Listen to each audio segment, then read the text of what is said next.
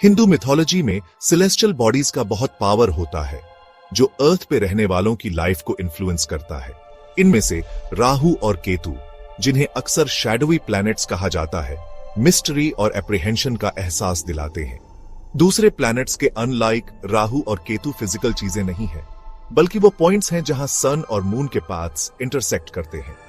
ये पॉइंट्स, जिन्हें lunar nodes कहा जाता है, एस्ट्रोलॉजिकल रूप से बहुत इंपॉर्टेंट है। माना जाता है कि राहु और केतु डिजायर्स, एम्बिशंस, इल्यूजन्स और कार्मिक इन्फ्लुएंसेस का सेलेस्टियल रूप है। किसी के बर्थ चार्ट में इनकी प्रेजेंस से लाइफ में सिग्निफिकेंट इवेंट्स होते हैं, चाहे वो पॉजिटिव हो या नेगेटिव। राहु और केतु की ओरिजिन स्टोरी धोखे और कॉस्मिक कॉन्सिक्वेंस की एक फैसिनेटिंग टेल है। ये समुद्र मंथन से शुरू होती है, जहां देवता, देवास और राक्षस, असुरास दोनों अमृता का अमृत पाने के लिए पार्टिसिपेट करते हैं। जैसे ही अमृत समुद्र से निकला, देवताओं और असुरों के बीच इसे पाने के लिए लड़ाई शुरू हो गई। भगवान विष्णु ने अपनी चतुराई से मोहिनी, एक एन्चांटिंग सेलेस्टियल डांसर का रूप धारण करके इंटरवीन करने का फैसला किया। मोहिनी ने असुरों को मोहित कर लिया और अमृत को बराबर बांटने का ऑफर दिया। हालांकि मोहिनी ने चालाकी से केवल देवताओं को ही अमृत दिया, जिससे असुरों में गुस्सा भर गया। एक चालाक असुर देवता के रूप में डिस्गाइज्ड होकर उनके बीच बैठ गया। उसे सूर्य, सन और चंद्र, मून ने पहचान लिया।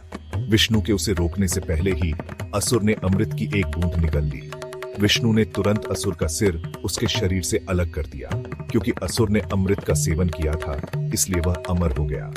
सिर राहु और शरीर केतु के नाम से जाना जाने लगा।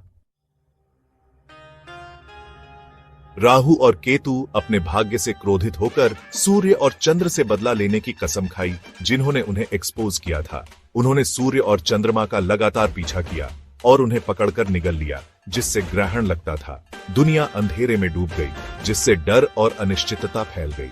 इस कॉस्मिक इम्बैलेंस से चिंतित देवता मदद के लिए ऑब्स्टिकल्स को दूर करने वाले भगवान गणेश के पास पहुंचे। एक बार भगवान गणेश जी खाना खा के जा रहे थे। राहु केतु की नजर गणेश जी पर पड़ी।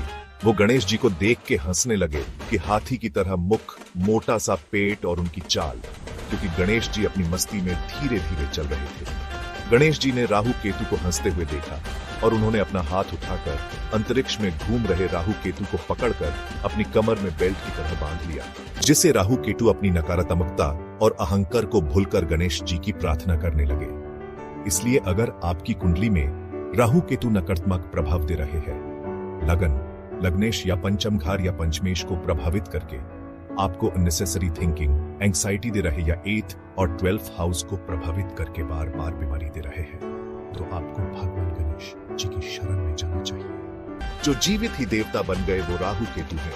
जो नवग्रहों में राजा और रानी को सूर्य और चंद्रमा को ग्रहण लगा दे वो राहु केतु हैं। बृहस्पति के ज्ञान को जो चुनौती दे वो बुध है। जो बुध के तर्क का भी जवाब है वो राहु केतु है। राहु और केतु हालांकि अक्सर डरावने होते हैं, इनहेरेंटली बुरे नहीं होते। वे अस्तित्व के द्वैत स्वभाव का प्रतिनिधित्व करते हैं, भौतिक इच्छाओं और आध्यात्मिक मुक्ति के बीच का खिंचाव। राहु सिर, इच्छाओं, महत्वाकांक्षा, भ्रम और सांसारिक सुखों की खोज का प्रतीक है। केतु शरीर, वैराग्य, आध्यात्मिकता, अंतर्ज्ञान और भौतिक संसार से मुक्ति का प्रतिनिधित्व करता है। वे एक ही सिक्के के दो पहलू हैं, जो हमारे जीवन में आने वाली कर्मिक चुनौतियों और अवसरों का प्रतिनिधित्व करते हैं। राहु का प्रभाव भौतिक संपत्ति, शक्ति और पहचान की तीव्र इच्छा के रूप में प्रकट हो सकता है।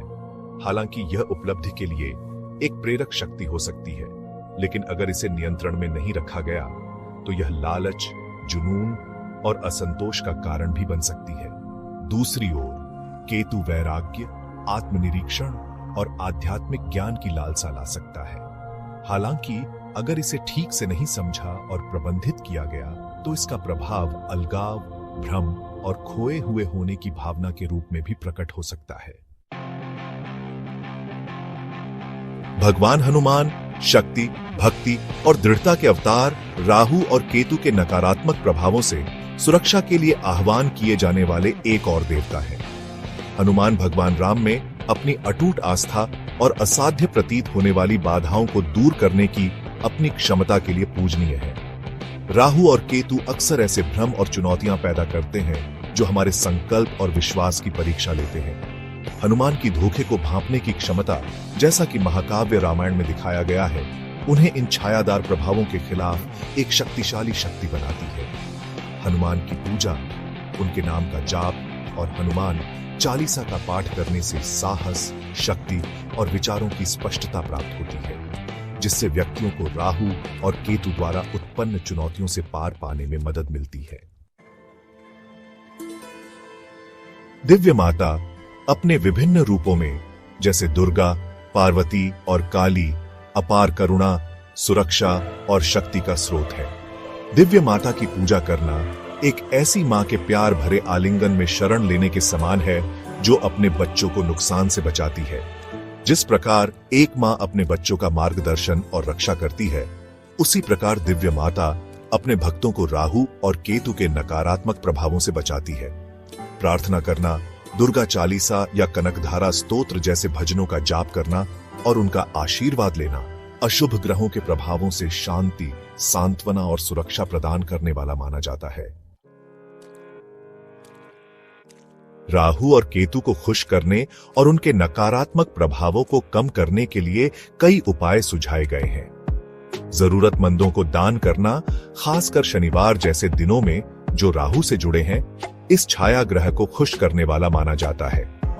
उपवास रखना, दान के कार्य करना और क्षमा का अभ्यास करना राहु के बुरे प्रभावों को कम करने वाला माना जाता है। राहु और केतु को समर्पित मंत्रों का जाप, जैसे राहु बीज मंत्र और केतु बीज मंत्र, उनके नकारात्मक प्रभावों को कम करने में मदद कर सकते हैं।